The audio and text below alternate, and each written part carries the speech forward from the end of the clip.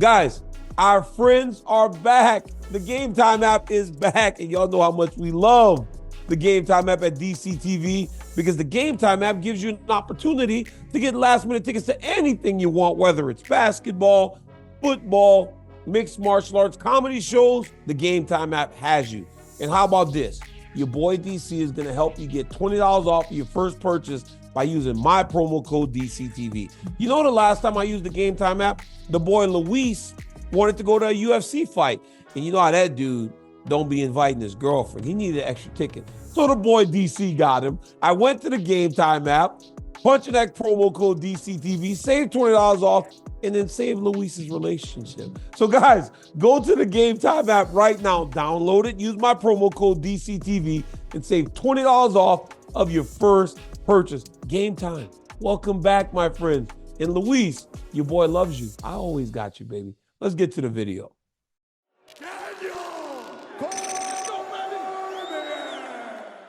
All right, guys, so we just wrapped UFC 299 as the boy Miles is breaking everything down. He is present on all of our videos, and what a night for Miami, Florida. You know, very few cities are as fun as Miami. Not only for spring break and all the other cool things that happen, but for when we come as the UFC. Every time you're here in Miami, the people are excited. They're ready to watch some great fights. They're loud. But this time we brought another star in Sugar Sean O'Malley, and he delivered. You know, in terms of stats, he landed more significant strikes than anyone ever in the bantamweight history.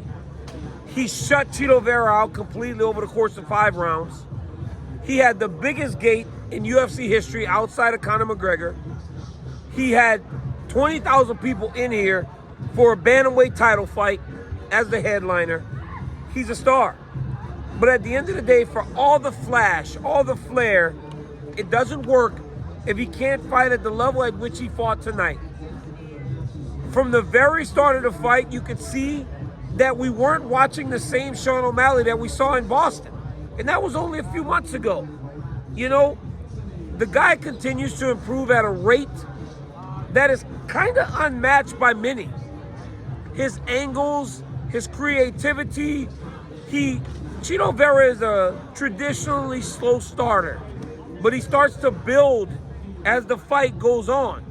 But Sean never allowed him to. Hold on. Even pink tape tonight, because they were trying to do like Sean O'Malley in them pink shorts. Look, the UFC don't like to change the color of the shorts either. So Sean O'Malley having those shorts is a much bigger deal than people want to give him credit for. But he never let Chito get going. This dude was going, like, he would throw, boom, boom. Then he would switch stance, and then he would throw again. And then he would switch stance, and he would go uppercut. He would go right hand. Switch, pop, Chito with a straight left. You know, he told us that the first fight was a fluke because he was piecing Chito up. It wasn't as evident as it was tonight. Tonight it was very clear that Sean O'Malley was piecing Chito up, because that's exactly what he was doing. He fought beautifully. You know, he was presented a canvas and he painted a masterpiece.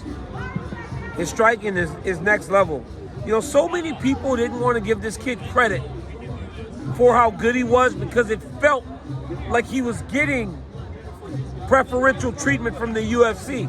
But not everybody, guys, moved the needle like this dude. Not everybody moves the needle like Sean O'Malley.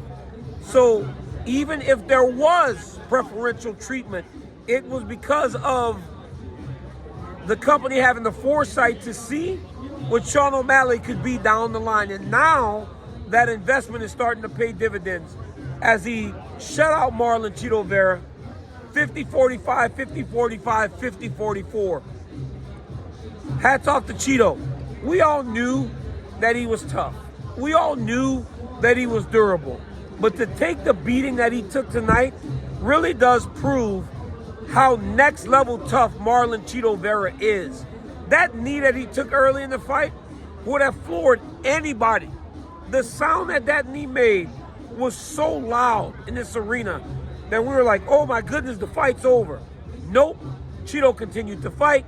He continued to press, and he continued to try to accomplish his goal of becoming a UFC champion. Unfortunately, he ran into a champion that is just clicking on all cylinders right now and is fighting at a level that he can't match.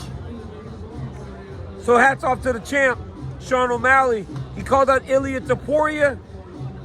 I mean, it's a fun fight. I'm more into it today than I was before, but I believe that Merab Dvalishvili will be the next matchup for the champion, and I do believe that is as difficult a matchup as he could get in the bantamweight division. But if you are forced to stand with Sean O'Malley at range, you are in trouble. So all bantamweights, you guys better take this as a PSA, public service announcement. Get wrestling, get more comfortable moving your head and being reckless. Because if you're stuck at range with the Sugar Show, you are in trouble. In the co-main event, Dustin Poirier fought against Benoit Saint-Denis. Benoit Saint-Denis was a massive favorite over Dustin Poirier. Every professional fighter, when given the option to pick, chose Dustin Poirier as the person that they thought was going to win the fight. The odds makers installed Benoit Saint-Denis as the favorite. And not a small favorite, he was a pretty sizable favorite. Fight starts and it doesn't look good for DP. DP's getting taken down. He's getting physically beat by the younger, bigger fighter. But if you know Dustin Poirier, you know that this guy does not give up on himself. They break, go to the corners. Nia Davis tells Dustin, this kid's not on your level. It's like he reminds him and wakes him up. Dustin goes out, starts to throw punches. Dustin hits him with an uppercut. Boom. Rocks Benoit. But Benoit has been training, and he is so forward fighting that he continues the same path. Dustin rocks him with a left hand, bang. Then hits him with the most crushing right hook. Puts him out. And in classic Poirier fashion, big right hand to end. This tonight was sweet because you always feel like the changing of the guard is only a few short seconds away, or it's always relatively close. Tonight, Dustin Poirier showed that it's not quite yet. He's at the same top 5 in lightweight since 2018. But the reason it stays the same is because these guys are still so damn good.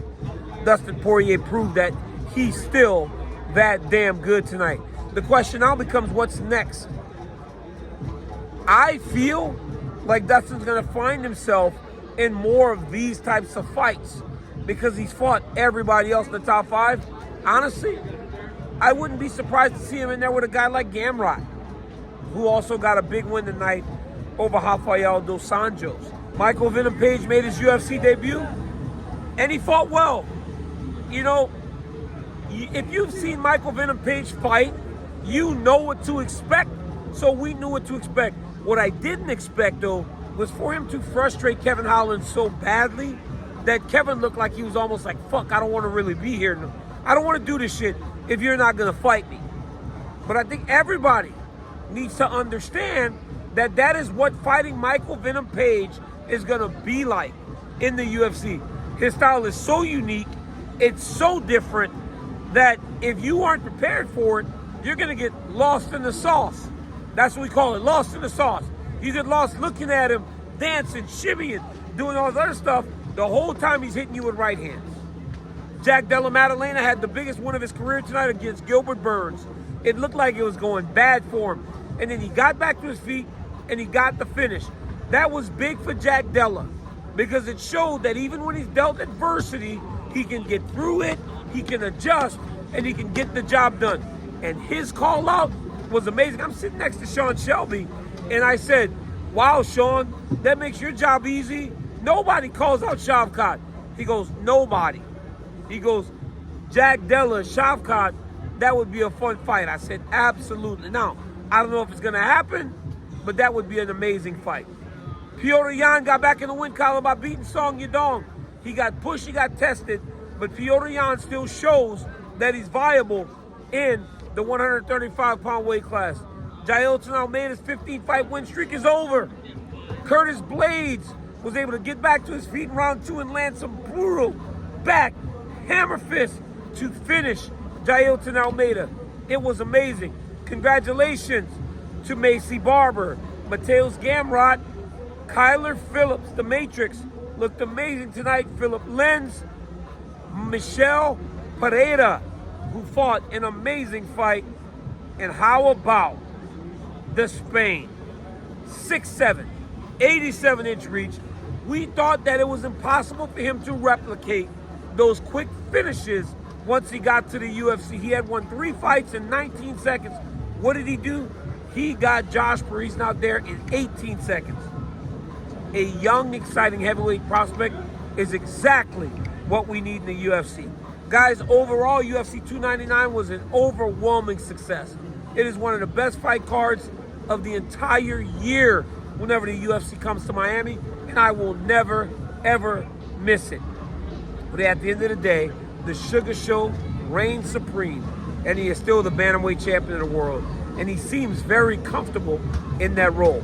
Guys, until next time, like, subscribe, set those notifications for a new video every time, and tell your friends to tell their friends that your boy DC's got a YouTube channel, and I'm dropping all kinds of videos. Go follow the Daniel Cormier TV Instagram page too. We're doing giveaways at that page right now. Guys, I will see you at UFC 300, the greatest fight card ever put together. Until next time, peace.